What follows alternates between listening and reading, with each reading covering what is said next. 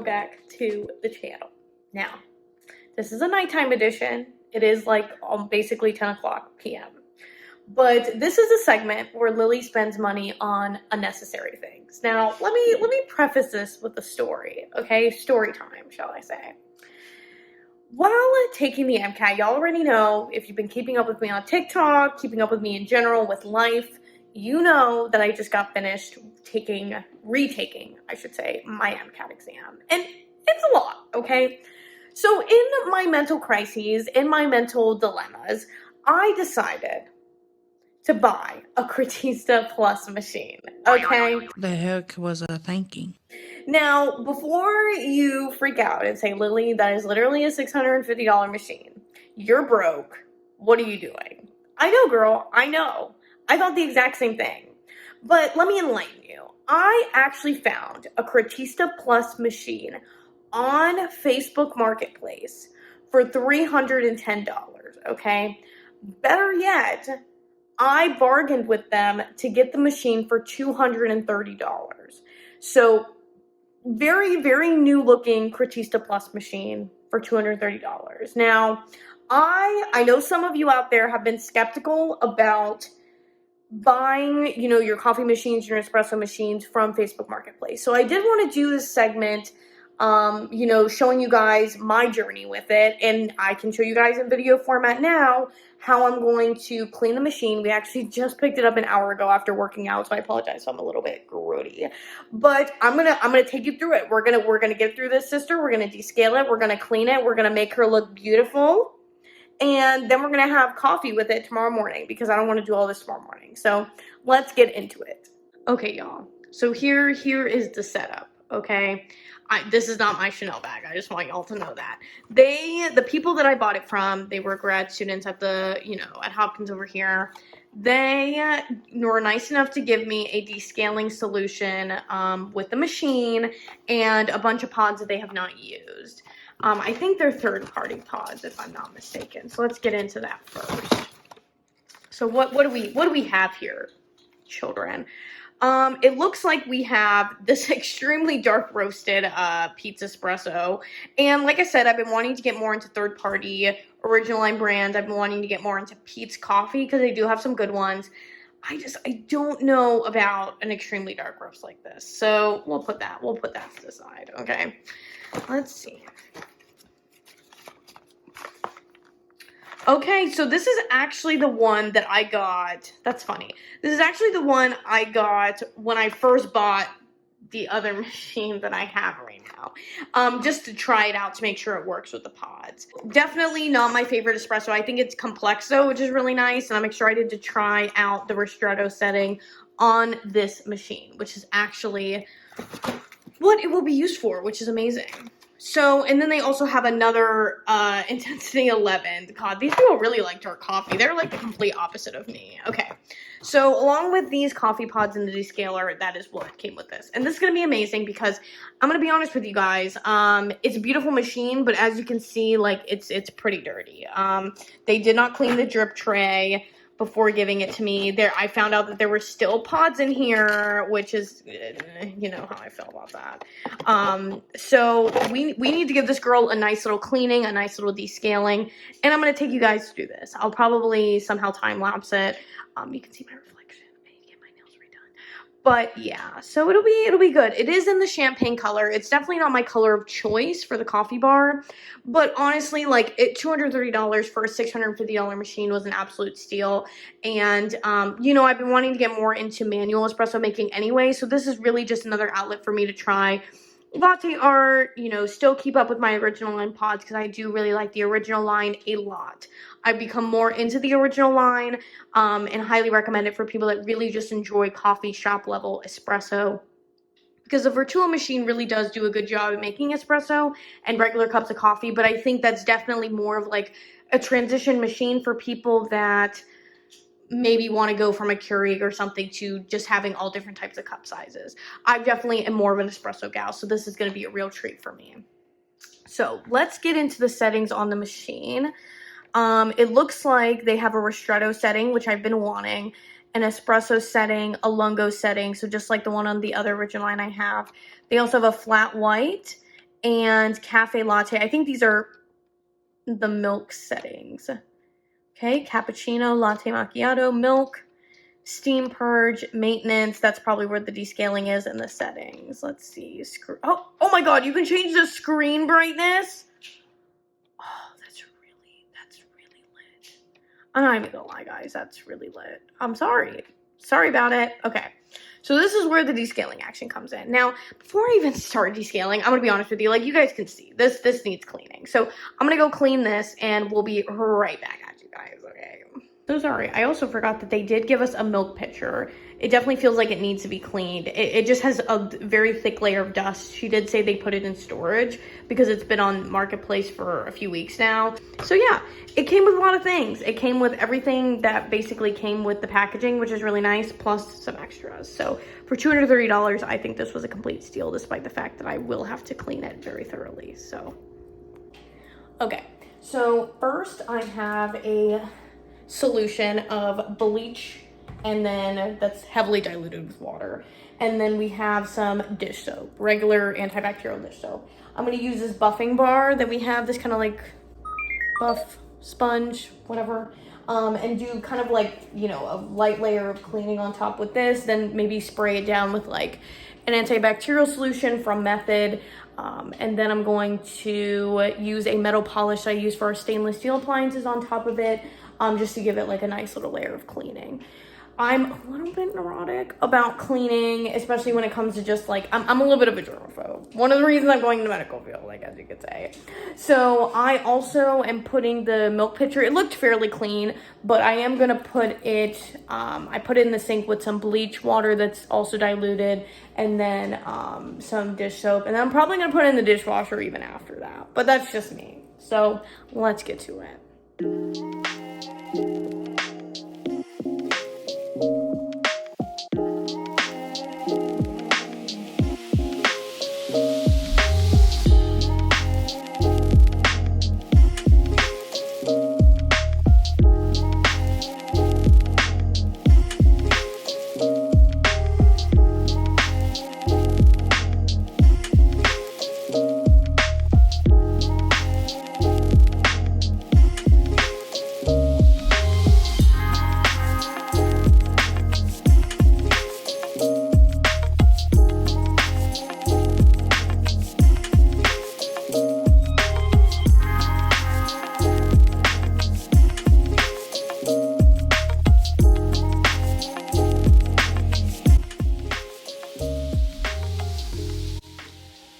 One thing that I do want to point out is to always clean the tip of the milk steam wand, because you just never know what type of dried milk and stuff is in it. So I'm going to be cleaning this. I'm also going to do a steam wand purge later, but these tips usually on espresso machines are able to be unattached. So fun fact.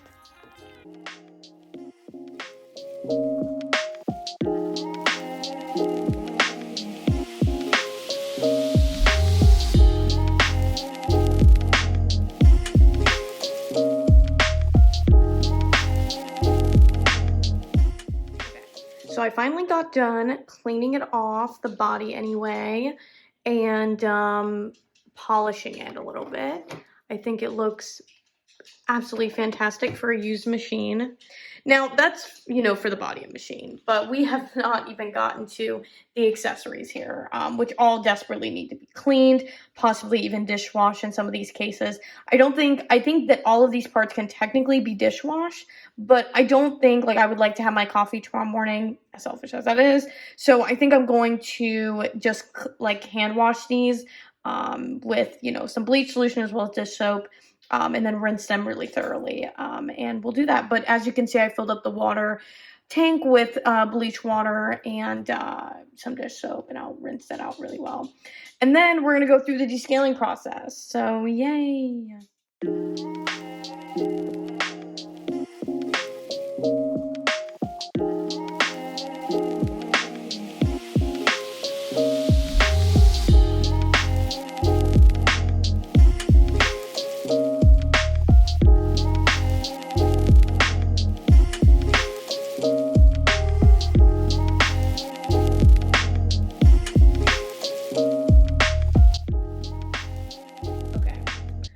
did get her set up over there. She's a cutie. But now we're going to descale it. And to be honest with you, descaling is actually really simple on this machine. So you don't have to press any weird concoction of buttons like some of the other machines. Like I know for my Vertua, I have to press a certain amount of times and wait for and all that fun stuff. This one, you just switch the little knob on here to the maintenance setting and click descale. And then it has a little line on here that says descale. So you're going to fill it up to that liquid with with liquid, the water. And then you're going to put 100 milliliters, like basically this whole thing, into the bucket. And then it's going to turn pink. So that's actually, I mean, I couldn't ask for anything more self-explanatory. So I'm excited for it. We're going to let this run, and then apparently it needs to do 2 cleaning cycles, and then I'm probably going to purge the steam wand, and then she should be ready to make some good quality coffee. Okay. So I'm actually pleasantly surprised because what came out of the machine was not that bad at all. My Vertua machine is so much worse because I use it literally more than once a day, every day. So I always do a weekly cleaning on my Vertua machine, not a weekly descaling, but a weekly cleaning. Maybe I'll cover that in another video. But I always just try to keep up with my machines. And this one really didn't need that much. Like, usually the machine would tell you if it needed descaling anyway, but I just wanted to make sure that that would be the case for this. But now let's go through the cleaning cycle. Again, pleasantly surprised that it's not super, super dirty on the inside. So we'll get into the cleaning to get all descaling fluid out of it. Okay, guys, I am finally finished, okay? While I was cleaning out this little gal, I also cleaned out the big boy because I thought to myself, why not? I'm already cleaning this one, so I did clean out the Vertua machine, filled them both up with fresh water, and just so you know, look at this. This is what came out of my Vertua machine, okay? And I usually clean this machine like once a week, okay, in terms of like rinsing it out and stuff like that. So just a reminder, you know, if you do have one of these machines, try to clean out your machine once a week. I don't mean descale it, but put it into the cleaning or the rinsing setting so that there isn't a lot of buildup in there, because like obviously I use mine at least once a day, if not, you know, 2 to 3 times a day, and that stuff, you know, it tends to build up. If you guys want just another tip on maintaining your machines, I would say like make sure that when you're done, please like dislodge the capsule after every use so that the needles in the machines don't end up getting all like gucky and, you know, full of old coffee grounds. That way, you know, you still get good quality coffee and the machine doesn't break down eventually. You know, you could still do all these things and it's not going to work out, but I guess it limits that. So yeah. So this process took, you know, cleaning both anyway, probably like an hour and a half from the look of it. I will definitely say that just based off of what I'm seeing right now and the quality of machine that I got for $230, despite putting in like an hour's worth of cleaning, I do think that it was well worth the $230, and I think that I personally would not buy this machine for $650. Just from hearing other YouTubers talk about the capabilities of this machine, I think that it's a good machine. Like, I'm not doubting that it's going to make great coffee and it's going to make great latte art. I think that in general, though, you can probably get a really great manual espresso machine that'll do just what you want it to do for the same price, if not cheaper. And you won't be confined to using Nespresso related or aluminum capsule pods. So it's really just your preference. I really, again, like the Nespresso brand. I want to try more of their pods. I love just being able to pop in a pod when I have busy mornings and stuff. And then maybe later on I'll get a manual one. But for right now, I think having a Vertua machine and having an original line machine really just helps, you know, accompany all my coffee tastes, and then also having the reusable coffee pods. You know, I'm a big coffee drinker, so this is going to be awesome to be able to expand my palette to latte art and different types. And this one is actually going to be able to do ristretto shots, which I'm really excited about. And I used to love getting ristretto shots in my Starbucks coffee, so this is going to be good. This is going to be good. But yeah, if you guys have any questions about cleaning your machines, maintaining your machines, you know, maybe like how to know like the best buyers on Facebook Marketplace, like you don't want to buy it from people that are like sketchy and stuff like that. If you guys have any questions, please let me know. In terms of what we're going to do with Miss Anisia here, I think that we are going to gift her to somebody, or we're going to try to sell it, but I have some people in mind to gift it to if for some reason we cannot sell it. And honestly, I got this for like $35, so at the end of the day, like, you know, it really wasn't that big of a deal. So it'll be good. It'll be good. Anyway, that is me signing off. I'm super, super tired. I'm gonna go to bed, and then if I remember, we'll make coffee with this gal in the morning. Okay? Thanks, guys. Bye. Much later. Hello, everyone. Welcome back. I am so excited to show you guys a little bit more about the Creatista. The last time I shot some film was when I was cleaning it, and I have had it for a few days now, so I've been able to see like how it's been working, how I've been liking it, but I have yet to try a flat white setting on this machine. More specifically, I haven't tried the ristretto shots on this machine, so I'm really excited to go through that with you guys today and see how it works, because the ristretto function is something that a lot of the original line machines don't have, and that I've been really wanting, especially for flat whites and being able to do a little bit more latte art. So I'm not going to practice any latte art today because I'm still really bad at it. I've been trying it. I promise eventually we'll get there. But we will, you know, start doing the flat white stuff today, and I'm excited to show you guys. So let's get into it.